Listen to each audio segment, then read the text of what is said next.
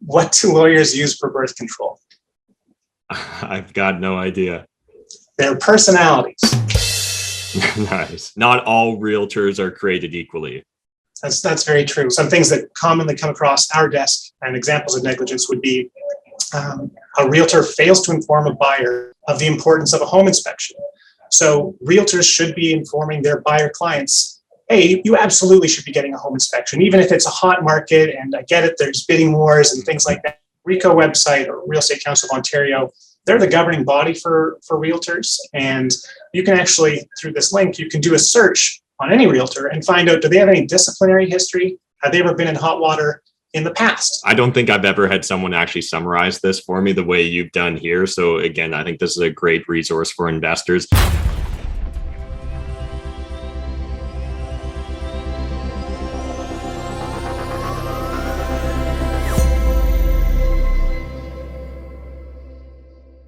What is up, YouTube? Matt McKeever here, and we're back with Weston Powell. And today we're going to be walking you guys through what to do or what you can do if things go wrong with your realtor. Hey, Weston, how's it going? It's going great. Thanks. How are you? Doing well. And I'm excited to cover this topic because it's something that I don't think many investors are aware of or come across until they're kind of already in that situation, right? And I know there's a lot of fear and confusion. And at the end of the day, there's also a lot of realtors out there, and not all realtors are created equally. That's very true. Yeah, when I was putting this presentation together, I thought to myself, well, in our first video together, we talked about contractors and what you can do if they screw you over. The second video, we talked about tenants and what you can do if they screw you over. And I thought, who else can we piss off? I know, realtors. Let's talk about realtors. So yeah, I've got a little presentation for you. All right, so yeah, negligent realtors. Of course, yeah, a mandatory lawyer joke before we get started. What do lawyers use for birth control? I've got no idea. Their personalities. Nice. I never have anything nice to say about lawyers. What we're going to cover today. So yeah, talking about realtors and some of the ways that they can potentially burn you, some things to look out for, how to screen them so you make sure that you're choosing a good one, because for most Canadians, real estate is the largest purchase they're ever going to make. And so you better make sure that you've got the right team behind you and you can trust them completely. Absolutely. Beyond that, we can also talk about options you have if a realtor is acting inappropriately and cause you damages. So as far as screening goes, like many things, including contractors, including legal professionals, referrals are a great place to start. If you can find someone, not just someone in passing on a Facebook group who says, use so-and-so, who you have no idea what their relationship is with that person. But if you can talk to someone that you know and that you trust, and they say, yeah, I've used John Smith as my realtor. He was great. He handled it competently and sort of held my hand through the process. Great. That's a great first place to start. Use those trusted referrals. Beyond that, you can also check the references. So again, don't just go blindly by what people are saying online. Actually, ask for references. Ask the realtor, who were the last 3 people that you worked with on a transaction? Give those people a call and get their honest opinion. Were they there for you when you had questions? Did you feel like they were competent? Did the deal close to your satisfaction? All those sorts of things. And then last, trust but verify. I've put a little link here to the RECO website. The RECO website, or Real Estate Council of Ontario, they're the governing body for realtors. And you can actually, through this link, you can do a search on any realtor and find out, do they have any disciplinary history? Have they ever been in hot water in the past? And so this is sort of a last but really smart thing to do. Even if you've got a referral and you've checked the references and everything seems good, go check out this website, because maybe they've burned someone in the past and there's a record of it online, and you can spare yourself that problem. Yeah, that's an absolutely great tip. Common causes of action, some things where firms like mine, litigation firms, get involved against realtors. There's a few different ways it can happen. The first being negligence, second being fraudulent misrepresentation, and the third being breach of fiduciary duty. So I know that's just a bunch of gobbledygook, but I'm going to go through each of those and explain how they work and what they look like in real life. So as far as negligence goes, negligence is just when someone, as it sounds, acts negligently. They have a certain standard that they have to abide by, namely, that of a competent real estate agent.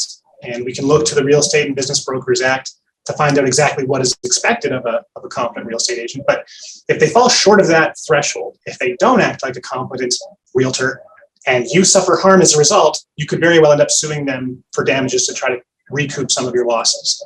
So some things that commonly come across our desk and examples of negligence would be a realtor fails to inform a buyer of the importance of a home inspection.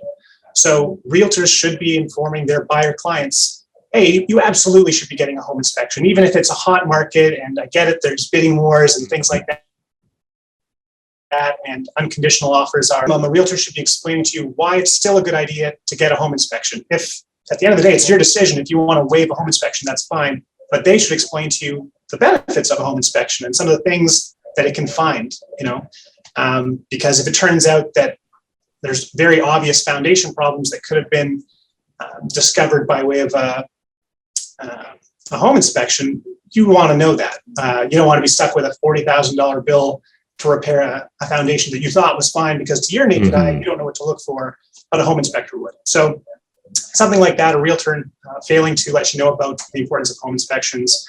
They have a duty to tell you every sort of material fact about the property. And so if they know, for example, that the well water is salty, they need to let you know that, because it might cost a lot of money to get hooked up to municipal water, or it might not even be possible. And so if there's not a safe source of drinking water, obviously you're going to want to know that, and they have an obligation to tell you. And then the last one, and probably the most often, I guess, would be realtors who draft poor agreements of purchase and sale, because this is a binding and legal document, and yet realtors are not lawyers, right? They don't necessarily have legal training, and lawyers don't usually get involved in the whole buying process until you've already committed to buying the property. So it's very easy for realtors to, they think they're doing a great job, but in fact, they're not protecting your interests, and maybe they're making it impossible to even close on the deal in the first place. If it's not clear as to when the property is closing, what the purchase price is, how it's paid, what the conditions are, it's important to do all those things properly. And if they don't, if they draft it poorly and it ends up costing you for some reason, you may have a case against them for negligence. Fraudulent misrepresentation. This one's a little more interesting. So fraudulent misrepresentation is when a realtor negligently tells you something that's untrue, inaccurate, or misleading. And then you rely on that because you trust them, and then you suffer damages as a result. So for example, you might explain to your realtor, look, I want a condo downtown in Toronto with a parking space. The realtor, and you're buying it sight unseen, maybe you're a foreign buyer or you're out of province or whatever. The realtor says, yeah, I found you one, it's got a parking space, you're all set. You go ahead and sign the papers, buy the condo, and later you find out, wait, there is no parking space. Something like that, where the realtor either didn't know what they were talking about or willingly lied just so you could close on the deal and they would get their commission. That's the kind of fraudulent misrepresentation that can happen with realtors, unfortunately. And then last, breach of fiduciary duty. So realtors, similar to lawyers, they do owe their clients a fiduciary duty, meaning they have to put their clients' interests above their own. And I wish that happened more often than not, but in my experience, that's not necessarily the case. In my experience, many realtors are simply in it to get their commission. You're sort of an afterthought. If they can help you along the way to getting their commission, great. But really, the prize at the end of the day for them is that commission. And so they may not have your best interests at heart. And so you see it, for example, when an agent tells you to sell your property for $400,000, and then later he sells it to someone else that he knows for $50,000 more. So really, he just got his buddy a great deal on a place. Obviously, he wasn't putting your best interest first. He was putting that of himself with his commissions, and his friend getting a great deal on real estate, doing that sort of thing. So that sort of fishy business, that's when an agent is breaching their fiduciary duty. Similarly, an agent might tell you, oh, I found a great property for you, except maybe it doesn't have the parking space, or it's got something that obviously doesn't suit your needs. And really the only reason he's pushing you to buy that property is because his wife happens to be the listing agent. So anytime that you're seeing that someone's got a conflict of interest and they're not putting your best interests at heart, they're just doing something that either serves themselves, their friends, their family, etc., you may be dealing with a breach of fiduciary duty, and you may have a case on your hands to try to to collect some of your damages. As far as what can you do about it? So something bad has happened. A realtor has scammed you or acted negligently or breached their fiduciary duty. What can you do about it? There's three options. I'll go through them sort of briefly because we've touched in the past about the differences between small claims court and superior court. But your three options really are small claims court, superior court, and filing a RICO complaint. That Real Estate Council of Ontario that we were talking about earlier that disciplines realtors. So small claims, if it's a relatively small dispute, so for example, maybe you bought a property thinking it had something and then it turned out that it didn't, and the difference in sale price between what you thought it was worth and what it's actually worth is around $35,000. Great, you can go to small claims. They can help you recover damages up to a maximum of $35,000. You're only going to spend, and obviously it varies from firm to firm, but you're probably going to spend around $5,000 in legal fees. And the winner, if you win, you're generally awarded 15% of the amount that you're suing for to compensate you for your legal fees. So, if you sue for the maximum of $35,000 and you win, you would get the $35,000. You would also be awarded, generally speaking, costs of 15% of $35,000, which is around $5,000. Yeah, so that makes kind of sense. Timelines from start to finish, generally speaking, it takes about a year. It's going to be a little bit longer now because of COVID and the backlog in the court. But that, under normal circumstances, is what you can kind of expect. The superior court, one of the big differences, obviously, unlimited damages. So it doesn't matter how much the realtor has cost you, and sometimes it's enormous. There's no limit to what you can seek in superior court. If you want to sue for hundreds of thousands of dollars, millions of dollars, you can do so in superior court. The downside, of course, is that the legal fees are considerably more, and it really just matters what you're going to end up paying your legal professional. It just depends on if and when the matter settles. If it doesn't settle, it can be a great deal of money. It can take years of time. But generally speaking, if it settles relatively early on, you're going to be looking at tens of thousands of dollars to settle it. And unlike small claims court, where the money that you get back in legal fees was only 15% of what you're seeking, this is actually based on how much did you actually spend on your lawyer. And it's about 60% of what you spent. So simple math, if you spent $1,000 in legal fees, of course you end up spending a lot more than that. But if you spend $1,000, you might get 600 of that back. That's sort of how it works. Gotcha. Last one, the real estate commission. So the real estate commission is a little bit different than suing in small claims or superior. In small claims or superior, you're looking after number one. You want to make sure that you're getting back some of the money that you've lost as a result of the realtor's actions. And it can be a small amount, like small claims. It can be a large amount, like in superior court. Sometimes, though, you're not doing it necessarily for yourself. You're doing it almost to protect the public. You want to make sure that nobody else gets hoodwinked or swindled by this realtor. And so in that case, and often we'll do both. Often we will both sue a realtor and we'll file a Real Estate Commission of Ontario dispute. And what they can do, what RICO can do, is they can issue fines against the realtor. They can make them go take more classes to make sure they know how to do their jobs better and that they don't screw up in the future. And if it's really egregious, if it's fraudulent or they've done something really wrong, they can either suspend their license or they can revoke their license altogether, meaning they can't be a realtor anymore. And you can ensure that no one else gets taken for a ride. So it's one more feather in your cap, one more tool in your tool belt when it comes to dealing with negligent or fraudulent realtors. So, I should also say, in my experience, I've bought a couple properties. My realtor is great, and there's lots of great realtors out there. Yeah. You shouldn't be afraid of investing or buying properties, provided that you've got the right power team behind you. Just make sure that you're doing your due diligence, because all it takes is one bad apple to sour an entire deal. And when you're dealing with potentially your life savings, obviously you want to be cautious and careful. And so a lot of the things we've talked about so far, Weston, they're kind of like, I'm going to guess, obviously, sometimes it's very black and white when something went down wrongly, but I feel like there's probably a lot of scenarios where it's kind of in the gray. Any kind of tips or guidance for, investors or home buyers watching this, if they're thinking, I'm not sure, am I overreacting to this? What would you kind of recommend? Yeah, really, really good idea. Hadn't thought about that, but I would say to protect yourself, one thing is keep all of your correspondence, all your communication with your realtor Most realtors prefer to communicate by way of text anyway. They're just very busy professionals and they've got a lot of balls up in the air, so they probably prefer to text with you anyway.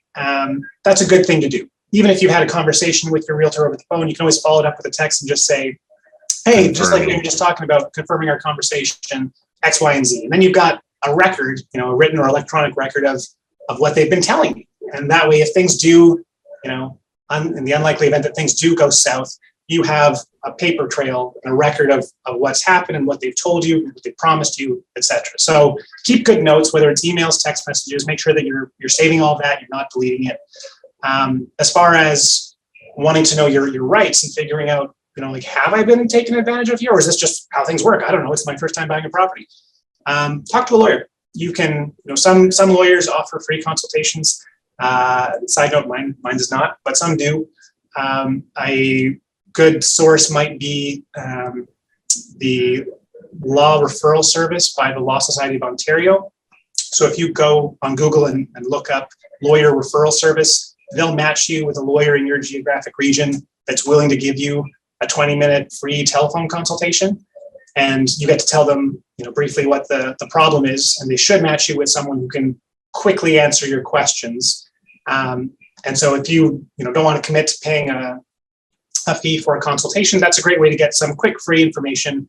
And then if it turns out that you really do have a problem, seek legal help. And a good lawyer should be able to tell you whether or not the juice is worth the squeeze. It's expensive to litigate. Often it doesn't make sense.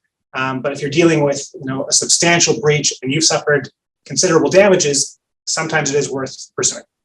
Yeah, really appreciate that. And I think documenting things is so important because, again, while doing a walkthrough of a property, right, oftentimes you might be like, what's that? Or is this a big deal? And again, depending upon your realtor, I've spent so much time with so many realtors. I've seen everything. So I've seen literally the best realtors that, they're just perfect. And then I've seen people that really pressure individuals into making decisions without necessarily the adequate information. And right now in this market, most people don't have too many complaints because it just seems like housing always goes up. But it is really important to understand what it is you're getting into, what you're buying. And there's sometimes just, I've came across like shared laneways, things like that, right? Or a parking space that's actually on the neighbor's property and all these other things, especially when we're dealing with like downtown historic neighborhoods where a lot of things are, you're going back on title, like way back often, like into the 1910s here in London and stuff. And it's like